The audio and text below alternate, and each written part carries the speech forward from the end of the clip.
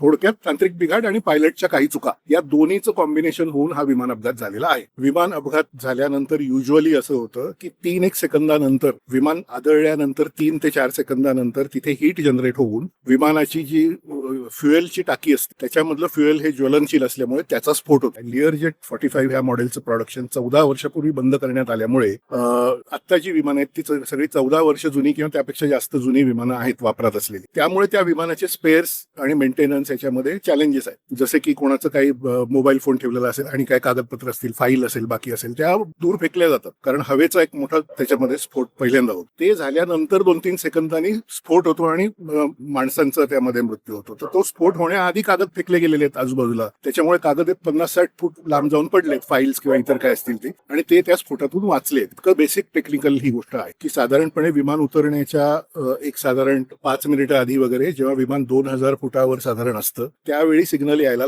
तेव्हा कोणत्याही प्रकारचा विमान अपघात किंवा रस्त्यावरचा अपघात जर झाला तर त्याच्यामध्ये जर प्रसिद्ध व्यक्ती, विशेषतः राजकारणातील वगैरे व्यक्ती असेल तर नेहमीच आपण असं बघत आलो की वेगवेगळ्या थिअरीज, वेगवेगळं काहीतरी सोशल मीडियामध्ये आरोप प्रत्यारोप हे सुरू होतं. आणि याची 1-2 उदाहरणं मी तुम्हाला सांगू शकतो की 1-2 वर्षापूर्वी मुंबई पुणे रस्त्यावर अगदी रात्री मध्यरात्री विनायक मेटे यांचा कारमध्ये अपघात झाल्यानंतर हा घातपात आहे वगैरे असे काही आरोप काही राजकीय लोकांनी सुरू केले.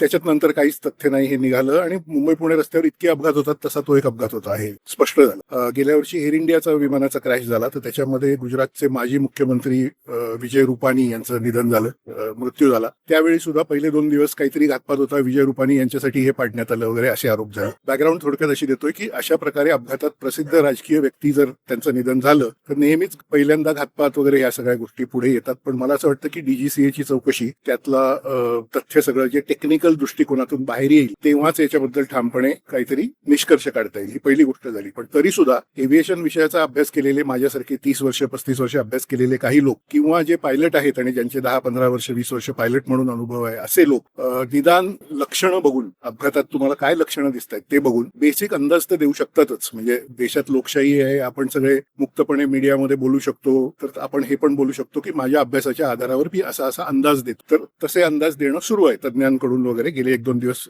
मीडियामध्ये 3-4 दिवसापासून. त्याच्यातला माझा अंदाज असा आहे की हा तांत्रिक बिघाड विमानात होण्याचा प्रकार आहे. ते कॉम्बिनेशन आहे. कुठलाही विमान अपघात, मी नेहमी वारंवार म्हणतो की एकच गोष्ट घडली आणि त्यामुळे विमान अपघात झाला असं नसतं. एक काहीतरी गोष्ट चुकीची घडली किंवा चूक झाली काहीतरी किंवा तांत्रिक बिघाड झाला, त्याच्याबरोबरच दुसरं पण आणि काहीतरी बिघडलं, असं 2-3 गोष्टी होऊन विमानाचा क्रॅश वगैरे होतो. कारण प्रत्येक विमानामध्ये प्रत्येक गोष्टीला बॅकअप असतो. पण 2-3 गोष्टी बिघडल्या, अनेक गोष्टी बिघडल्या तर ते फेल होत. तर माझं मत असं आहे, जे बेसिक सुरुवातीला सांगतो, की तांत्रिक बिघाड आणि त्या तांत्रिक बिघाडावर नियंत्रण मिळायला पायलटला आलेलं अपयश, थोडक्यात तांत्रिक बिघाड आणि पायलटच्या काही चुका या दोन्हीचं कॉम्बिनेशन होऊन हा विमान अपघात झालेला आहे. जेव्हा म्हणजे प्राथमिक माहिती जी आली त्यात एक गो अराउंड त्यांनी केलेलं होतं, व्हिजिबिलिटीचा मुद्दा मांडला जातोय. आणि त्याचबरोबर एक प्रश्न वारंवार चर्चेत, म्हणजे अगदी राष्ट्रवादीच्या नेत्यांनी सुद्धा, प्रवक्त्यांनी सुद्धा हा मुद्दा मांडलाय की कागद काही बाहेर पडलेले आहेत. म्हणजे जेव्हा तिथे ज्या म्हणजे मृतदेह जे आढळले त्यांची अवस्था आणि आजूबाजूला पडलेले कागद चांगले राहिलेत, मृतदेह मात्र तशा परिस्थितीत नव्हते. हे सगळं कशामुळे घडलंय? तुम्ही म्हणताय की तांत्रिक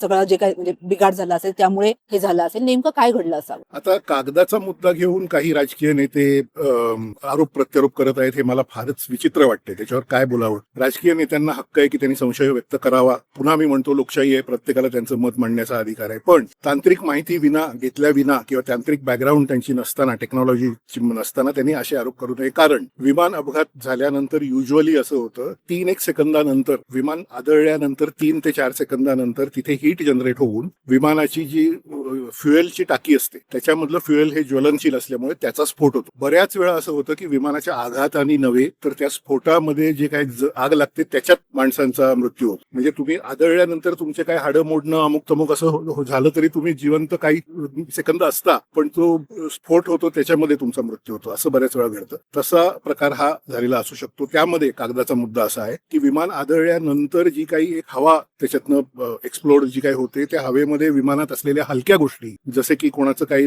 मोबाईल फोन ठेवलेला असेल आणि काही कागदपत्र असतील, फाईल असेल, बाकी असेल, त्या दूर फेकल्या जातात. कारण हवेचा एक मोठा त्याच्यामध्ये स्फोट पहिल्यांदा होतो आणि हवा अशी फेकली जाते. ते झाल्यानंतर 2-3 सेकंदांनी स्फोट होतो आणि माणसांचा त्यामध्ये मृत्यू होतो. तर तो स्फोट होण्याआधी कागद फेकले गेलेले आहेत आजूबाजूला, त्याच्यामुळे कागद 50-60 फूट लांब जाऊन पडलेत, फाईल्स किंवा इतर काय असतील ते, आणि ते त्या स्फोटातून वाचले. इतकं बेसिक टेक्निकल ही गोष्ट आहे. साधं लक्षात घ्या की हे कोणीतरी मॅन्युप्युलेट केलंय किंवा घातपात केलाय असं जर समजा ते आरोप करणारे लोक म्हणत असतील तर त्यांना काय, ज्यांनी मॅन्युप्युलेट केलंय त्यांनी ते कागद जळू नये हे पण मॅन्युप्युलेट केलंय का, असं शक्य होऊ शकतं? हे अशक्य आहे. ही गोष्ट लक्षात घ्यायला पाहिजे बेसिक. व्हिजिबिलिटीच्या बाबतीत काय, कारण गो अराउंड केलं तेव्हा व्हिजिबिलिटी कमी होती असं वाटतंय का? कारण सीसीटीव्ही फुटेजेस जर पाहिले तर क्लॅरिटीनी दिसतंय. दुसरा मुद्दा असा मांडला जातो आहे की मुळात या विमानतळावरती यंत्रणा पुरेशी नव्हती. व्हिजिबिलिटी 3000 मीटरची होती हे सगळीकडे दिसतंय, पण काय होतं की लिअरजेट एअरक्राफ्टचा लँडिंगच्या वेळी स्पीड 200 ते 250 किलोमीटर सुद्धा असू शकतो. साधारण 200 किलोमीटर पर आवर या विमानाचा होता असं दिसतंय आणि व्हिजिबिलिटी अगदी जस्ट अबाउट पुरेशी होती असं साधारण दिसतंय. कारण लक्षात घ्या की बारामतीचा रनवे हा VFR रनवे आहे, व्हिज्युअल फ्लाईट रूल्स प्रमाणे चालणारा रनवे, म्हणजे तिकडे इन्स्ट्रुमेंट लँडिंग सिस्टीम नाही. इन्स्ट्रुमेंट लँडिंग सिस्टीम जेव्हा असते तेव्हा तुम्ही IFR नावाच्या पद्धतीने फ्लाईंग करता, इन्स्ट्रुमेंट फ्लाईट रूल्स मध्ये असं असतं की तुम्ही तुमच्या विमानातलं इक्विपमेंट जे असतं त्याच्यामध्ये GPS, रडार, बाकी सगळं जे असतं ते ILS सिस्टीमशी कनेक्ट होतं आणि इन्स्ट्रुमेंट लँडिंग सिस्टीम असल्यामुळे तुम्हाला फारसं लांबचं दिसत नसलं तरी तुम्ही त्या इन्स्ट्रुमेंटेशनच्या आधारावर लँडिंग करू शकता. VFR मध्ये असं असतं की तुम्ही रडारचा वापर करून विमानतळाच्या जवळ आल्यानंतर तुम्हाला डोळ्यांनी बघूनच विमान उतरावं लागतं, जसं आपण कार डोळ्यांनी बघून चालवतो तसं. त्याच्यामध्ये इथे फॅक्टर असं झालाय, असं सगळ्यांचं म्हणणं आहे की पूर्वेच्या दिशेने लँडिंग झालं, म्हणजे असं पूर्व दिशा समोर ठेवून लँडिंग झालं. त्याच्यात सूर्य उगवलेला होता 8:15 वाजता, 8:45 वाजता साधारण सूर्य वरती आलेला होता सकाळी, आणि प्रखर सूर्याचा उजेड डोळ्यावर येत असल्यामुळे व्हिजिबिलिटी जेमतेम 3 किलोमीटरची असताना त्याच्यात ते दिसण्यामध्ये थोडा प्रॉब्लेम झाला आणि शेवटच्या क्षणी असं आता स्पष्ट होत चाललंय की पायलटला लक्षात आलं की त्याला वाटत होतं त्यापेक्षा तो रनवे डावीकडे आहे जास्त, म्हणून त्यांनी एक डावीकडे टर्न घेतलेला आहे, ज्याला शार्प बँक असं म्हणतात. एअरक्राफ्ट बँक्स लाईक दिस, टर्नला बँक असं म्हणतात कारण ते बँक होतं आणि असं वळतं म्हणून. तर इथे he has taken a sharp bank. त्या शार्प बँक मध्ये काय झालेलं आहे की बहुतेक एका इंजिन मध्ये काहीतरी प्रॉब्लेम येत होता, त्याचा आवाज पण आलेला आहे खालच्या लोकांना वगैरे. त्या परिस्थितीत तो बँक अँगल त्याचा खूप जास्त झाला आणि त्याच्यामुळे बॅलन्स जाऊन ते क्रॅश झालं, अशी बेसिक माहिती ज्यांना एव्हिएशनचं ज्ञान आहे ते लोक सध्या मांडतायत, वेगवेगळे पायलट्स वगैरे सुद्धा मांडतात. यातला तुम्ही आता जो विमानतळाचा मुद्दा मांडला, हा विमानतळ खरंच अशा पद्धतीचं विमान उतरवण्यासाठी सक्षम होता का? कारण एक तर तुम्ही जसं म्हणालात तसं ILS तिथे नाहीये आणि त्याचबरोबर अकॅडमी म्हणून ते रन केलं जातं. जास्त अशा पद्धतीची विमानं उतरण्यासाठी सक्षम खरंच हा एअरपोर्ट आहे का? याचं उत्तर हो आणि नाही असं दोन्ही असू शकतं. याचं साधं कारण असं आहे की कुठलंही विमान उतरण्यासाठीचे पॅरामीटर जे असतात, छोटं विमान असो, प्रॉपेलर ड्रिव्हन विमान असो, हेलिकॉप्टर असो किंवा अन्य कुठलंही विमान असो, ते उतरण्यासाठीचे पॅरामीटर जे काय असतात ते पॅरामीटर हे खूपच वेगवेगळ्या फॅक्टर्सवर अवलंबून असतात आणि ते फॅक्टर्स हे एव्हर चेंजिंग असतात. म्हणजे हवामानाची परिस्थिती कशी आहे, व्हिजिबिलिटी कशी आहे, किती लांबपर्यंत तुम्हाला दिसतंय अशा अर्थाने, टेम्परेचर किती आहे, पाऊस किंवा वादळ आहे का, रनवेची लांबी किती आहे, पायलटचा एक्सपिरियन्स किती आहे, विमानाचा फिटनेस कसा आहे, असे असंख्य पॅरामीटर्स असल्यामुळे आणि ते बदलते असल्यामुळे, म्हणजे आज जे पॅरामीटर आज तुम्हाला दिसत आहेत तसेच उद्या असतील असं नाही, ही परिस्थिती असल्यामुळे या गोष्टीचं उत्तर हो किंवा नाही असं देता येत नाही. लिअर जेट घेऊन बारामती एअरपोर्टला जाऊच नये असं मी म्हणणार नाही, पण लिअर जेट 45 XR विमान जे आहे ते युजली आंतरराष्ट्रीय याच्यात फ्लाईट्स मध्ये सुद्धा साधारण 2,000-2,500-3,000 किलोमीटरच्या फ्लाईट्स मध्ये सुद्धा बिझनेसमॅन वगैरे लोक वापरतात आणि सामान्यपणे अत्याधुनिक रनवेवर ते वापरण्यासाठीचं विमान आहे, कारण त्याचा 850-900 किलोमीटर पर आवर पर्यंत स्पीड वाढू शकतो, जो की अन्य छोट्या विमानांचा तेवढा होत नाही. मोठी कमर्शियल विमानं जी असतात म्हणजे एअरबस किंवा बोईंग वगैरे यांचा मॅक्सिमम स्पीड जेमतेम 800-850-900 पर्यंत जातो. या छोट्या विमानाचा अगदी छोटं असून सुद्धा तेवढाच तो जातो, म्हणजे त्याचे इंजिन्स त्या पॉवरफुल आहेत. तर त्या विमानाचा स्पीड मुंबई ते बारामती या प्रवासात मध्ये काही काळ जवळजवळ 800-900 किलोमीटर पर्यंत वाढला होता, हे डेटावरनं आता दिसतंय. उतरताना तो परत 200 पर्यंत खाली आला होता, पण उतरण्याच्या 10 मिनिटं आधी काहीतरी इंजिन मध्ये ट्रबल वगैरे अशा अर्थाची इंडिकेशन्स दिसत आहेत. त्याच्यामुळे कदाचित गो अराउंड झाला किंवा व्हिजिबिलिटीमुळे झाला. त्यामुळे तुमच्या प्रश्नाचं उत्तर देताना मी असं म्हणेन की लिअर जेट घेऊन बारामतीला जाऊच नाही असं आहे का, तर तसं नाही. पण लिअर जेट घेऊन बारामती सारख्या VFR रनवेवर जाताना खूप काही प्रिकॉशन्स तुम्हाला आधी बघायला पाहिजेत की व्हिजिबिलिटी भरपूर आहे, हवामान व्यवस्थित आहे, एअरक्राफ्टचा फिटनेस व्यवस्थित आहे, त्याच्यात कुठला बिघाड वगैरे नाही वगैरे अशा सगळ्या गोष्टी. तर तसं ते आहे थोडं. एअरक्राफ्टचा फिटनेसचा मुद्दा तुम्ही मांडला, असंही सांगितलं जातंय की या पर्टिक्युलर एअरक्राफ्टमध्ये यापूर्वी बिघाड झालेला होता आणि त्यानंतर पुन्हा हे वापरात आलं. लिअर जेट हे विमान आहे प्राची, ते आहे कॅनेडियन कंपनी बंबार्डियर म्हणून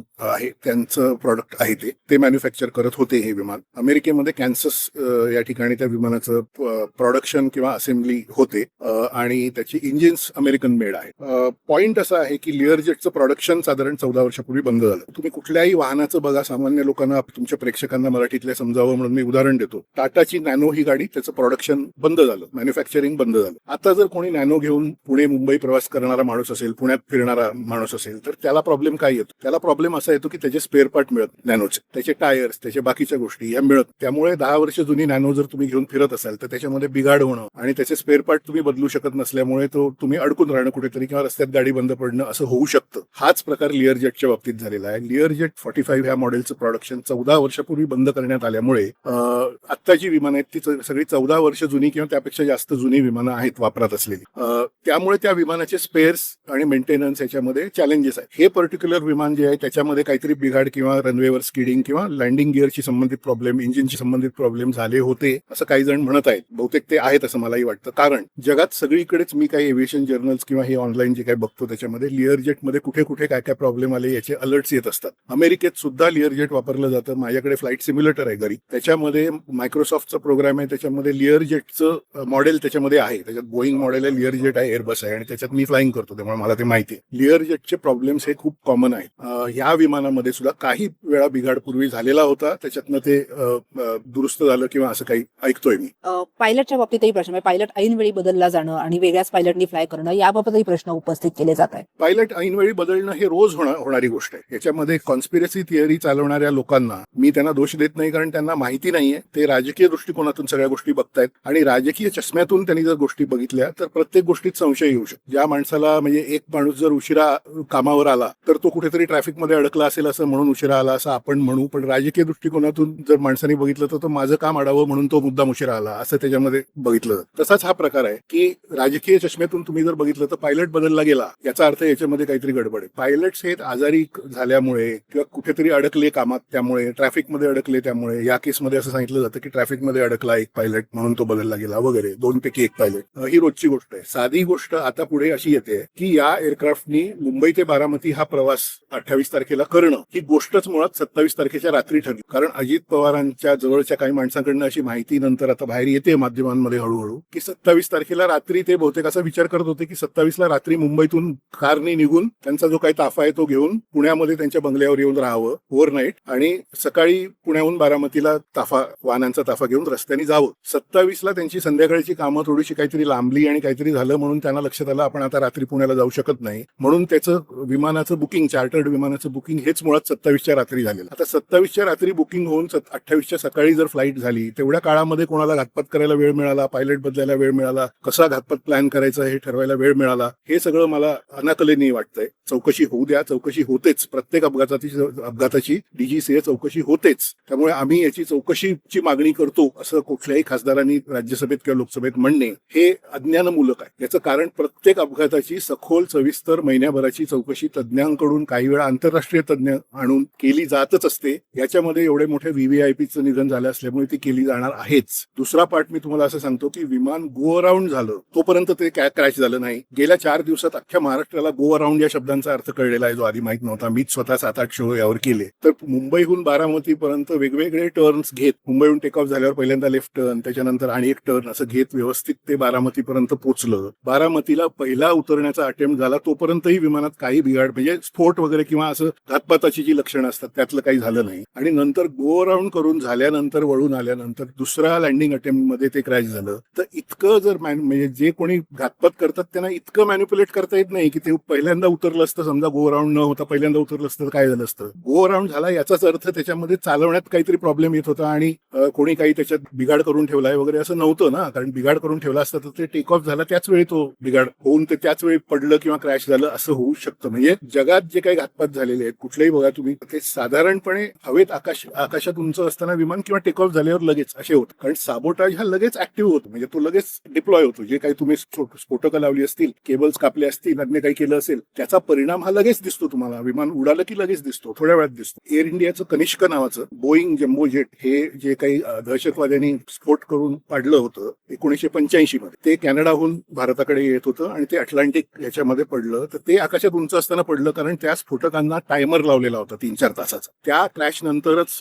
विमानात बॅगेज जे चढवलं जातं त्याची एक्सरे तपासणी आणि सगळीकडे तपासणी हे जास्त स्ट्रिक्ट झालं. तोपर्यंत तपासणीच व्हायची नाही, असं सामान चढवलं जायचं. त्यामध्ये स्फोटकाला काही तासाचा टायमर लावून ते लावण्यात आलं. इथे तसं काही तुम्हाला दिसत नाही. विमानात स्फोट झालाय, विमानाला आग लागली असं काहीच नाहीये. ते पडेपर्यंत काही त्याच्यामध्ये तांत्रिक बिघाडामुळे आवाज काहीतरी येतोय एवढं सोडलं आणि एका बाजूला झुकतंय असं काहीतरी हे सोडलं की जे तांत्रिक बिघाडाची लक्षणं आहेत तेवढं सोडलं तर त्याच्यात तशी लक्षणं दिसत नाहीयेत एवढं मी म्हणेन. अजित पवारांचे चुलत पुतणे असणारे श्रीजित पवार काल माध्यमांसमोर आले आणि त्यांनी असा दावा केला की 8:37 मला अजित पवारांचा फोन आला होता. यावरनं सुद्धा कॉन्ट्रोवर्सी झाली. म्हणजे मला असं वाटतं की सोशल मीडियाच्या काळामध्ये असं झालंय की प्रत्येकाला आपलं ओपिनियन द्यायचंय, प्रत्येकाला वाटतं आपण तज्ज्ञ आहोत. विशेषतः राजकीय विषय किंवा क्रिकेट हे विषय असले की सगळ्यांना वाटतं की आपल्याला त्यातलं कळतं. पण मी हे सांगू इच्छितो की हा राजकीय विषय नसून हा तंत्रज्ञान विषयक विषय आहे, टेक्नॉलॉजीचा विषय आहे. आता कोणीतरी जर म्हणत असेल की मला त्यांनी कॉल केला होता आणि इतर कोणी म्हणत असतील की कॉल होऊच शकत नाही कारण आकाशातनं कनेक्टिव्हिटी येत नाही, तर माझा अनुभव मी तुम्हाला सांगतो की महाराष्ट्रामध्ये अनेक राजकीय नेत्यांबरोबर मी हेलिकॉप्टरमधनं आणि प्रायव्हेट जेटमधनं भरपूर फ्लाईंग केलेलं आहे. महाराष्ट्रातले छोटे छोटे एअरपोर्ट जिथे कोणी जात नाही अशा एअरपोर्ट्सना मी उतरलोय. अकोला, सोलापूर, जळगाव वगैरे अनेक एअरपोर्ट आहेत छोटे. तर तिथे असा अनुभव येतो की साधारणपणे विमान उतरण्याच्या एक साधारण 5 मिनिटं आधी वगैरे जेव्हा विमान 2000 फुटावर साधारण असतं त्यावेळी सिग्नल यायला लागतो. हेलिकॉप्टर मधून मी एकदा एका भाजपच्या मोठ्या नेत्यांबरोबर मुंबईहून जळगावला गेलो होतो. तर जळगावला जाताना 2 तास लागले जवळजवळ. आणि तुम्हाला ऐकलं तर आश्चर्य वाटेल की त्या फ्लाईटची अल्टिट्यूड उंची 1500 फूट होती. 1500 फूट उंचीच्या वरती आम्ही गेलो नाही. 1500 फुटावरूनच 2 तास फ्लाईंग केलं मुंबई ते जळगाव. आणि त्या पूर्ण फ्लाईटमध्ये मोबाईल सिग्नल ऑन होता. माझ्याबरोबर जे भारतीय जनता पक्षाचे नेते होते ते त्यांना त्या 2 तासाच्या फ्लाईटमध्ये किमान 5-10 फोन कॉल आले. त्यांनी ते घेतले, त्याच्यावर ते बोलले. मला पण फोन माझा सुरू होता. मी पण येणारे काही मेसेज वगैरे ते बघू शकत होतो. त्यामुळे 1500 ते 2000 फूट उंचीपर्यंत कदाचित त्यापेक्षा थोडं जास्त सुद्धा मोबाईलचा सिग्नल येतो. दुसरा पार्ट त्यातला असा आहे की विमान अतिशय वेगाने असल्यामुळे ते सेल टॉवर जे असतात त्याचा सिग्नल ते पकडू शकत नाही अशी एक थिअरी कोणीतरी सोशल मीडियात मांडली आहे. मला माहित नाही त्याबद्दल, कारण मोबाईल आणि त्याचे सिग्नल या विषयातला माझा अभ्यास नाही की कुठे सिग्नल नेमका येतो आणि येत नाही, कसा येतो वगैरे, तो काही माझा विषय नाही. पण जनरली 2000 फुटावर पर्यंत विमान असेल तर त्यामध्ये मोबाईलचा सिग्नल येतो. राजकीय नेते हे घाईत असतात फोन सुरू करण्याच्या. ते युजली विमान थोडं खाली आलं की लगेच फोन चेक करतात की सिग्नल येतोय का. तसा त्यांनी केला असेल आणि फोन केला असेल तर मला माहिती. शेवटचा प्रश्न, एवढे महत्वाचे नेते जेव्हा ट्रॅव्हल करतात तेव्हा कुठल्या प्रकारचं विमान त्यांनी वापरावं, कशा पद्धतीचे पायलट्स असावेत, याचा काही प्रोटोकॉल आहे का? आणि आत्ताची जी सगळी परिस्थिती आहे ते पाहता काही बदल करणं म्हणजे अगदी विमानतळावरच्या व्यवस्थांपासून फ्लाईंगच्या बाबतीमध्ये काही बदल करणं आवश्यक वाटतं का? मला असं वाटतं की सरकारच्या बाजूने काही प्रोटोकॉल असा विशेष नाहीये. महाराष्ट्राचे मुख्यमंत्री एम्ब्रियर एअरक्राफ्ट वापरतात, जे की एक रिलायबल एअरक्राफ्ट आहे, सध्या वापरतात. पण साधी गोष्ट या निमित्ताने तुम्हाला मी पटकन सांगतो जी महत्वाची आहे. महाराष्ट्राचे मुख्यमंत्री देवेंद्र फडणवीस काही दिवसापूर्वी मीडियात असं म्हणाले, 2-4 दिवसापूर्वीच मला वाटतं, की ते स्वतःच 6 वेळा वेगवेगळ्या प्रकारच्या ऍक्सिडेंट्स मधनं वाचले. एकदा त्यांचं हेलिकॉप्टर सुद्धा आदळलं होतं जमिनीवर. त्याला क्रॅश म्हणू शकत नाही कारण ते थोड्या उंचीवर गेलं आणि आदळलं आणि त्याच्यातनं ते वाचले. गोपीनाथ मुंडे यांना सुद्धा एक मोठा हेलिकॉप्टर अपघात झाला होता. शरद पवार सुद्धा त्यांचं हेलिकॉप्टर एकदा आकाशात भरकटलं होतं. आणि इतरही अनेक नेते, पंकजा मुंडे यांचा कालच हेलिकॉप्टरमध्ये बिघाड झाला, तुम्ही बघितलंय. दर महिन्याला कुठल्या तरी एका नेत्याच्या विमानात बिघाड किंवा हेलिकॉप्टरमध्ये बिघाड झाल्याची बातमी तुम्ही बघता. याचा अर्थ असा की याच्यामध्ये मेंटेनन्स विषयक काही प्रॉब्लेम्स आहेत. त्याच्याबद्दल सगळ्या नेत्यांनी, सरकारने किंवा अन्य कोणी बसून काहीतरी प्रोटोकॉल बनवला पाहिजे. आणि मेंटेनन्स आणि याच्यामध्ये प्रॉब्लेम आहेत का, हे एवढी मोठी दुर्घटना आणि इतकं दुर्दैवी दुःखद सगळं झाल्यानंतर तरी केलं पाहिजे. एकमेकांवर आरोप प्रत्यारोप करण्याऐवजी त्यांनी हे केलं पाहिजे की तुम्ही असं पुढे घडू नये यासाठी मेंटेनन्स वगैरेचं काय आहे ते बघा. प्रोटोकॉल असेल तर तो प्रायव्हेट जेट आपण ज्याला म्हणतो, बिझनेस जेट असं त्याला टेक्निकली म्हणतात, ते वापरणाऱ्या सगळ्यांसाठीच आहे. म्हणजे देशातले मोठे उद्योगपती सुद्धा ते वापरतात. कुठल्या एअरपोर्टवर जायचं त्या आधारावर कुठलं विमान असावं, किती लांब जायचंय त्या आधारावर कुठलं मॉडेल घ्यावं वगैरे हे ठरवतात. आणि ते चार्टर करणारी कंपनी जी आहे ते त्यातले तज्ज्ञ आहेत. त्यांनी त्याच्यामध्ये डिस्कशन करून ते जो कोणी ग्राहक म्हणजे जो ते भाड्याने घेतोय वापरासाठी त्याच्याशी कॉन्फिडन्स बिल्ड केला पाहिजे की तुम्ही अमुक विमानतळावर जाताय तर हे विमान तिथे जायला योग्य असेल ते हे तुम्ही घेऊन जा, हे घेऊन जाऊ नका. अशा प्रकारचा काही डायलॉग होत असेल राजकीय नेत्यांच्या बाबतीत असं मला अजिबात वाटत नाही. तसा तो झाला पाहिजे. आणि राजकीय नेत्यांकडे कोणीतरी सल्लागार सुद्धा पाहिजे की तो त्यांना सांगेल त्यांच्या बाजूनी चर्चा करताना की बाबा हे विमान तुम्ही वापरलं तर बरं, हे वापरू नका अमुक कारणासाठी. ती प्रोसेस सुरू होईल अशी मला आशा आहे.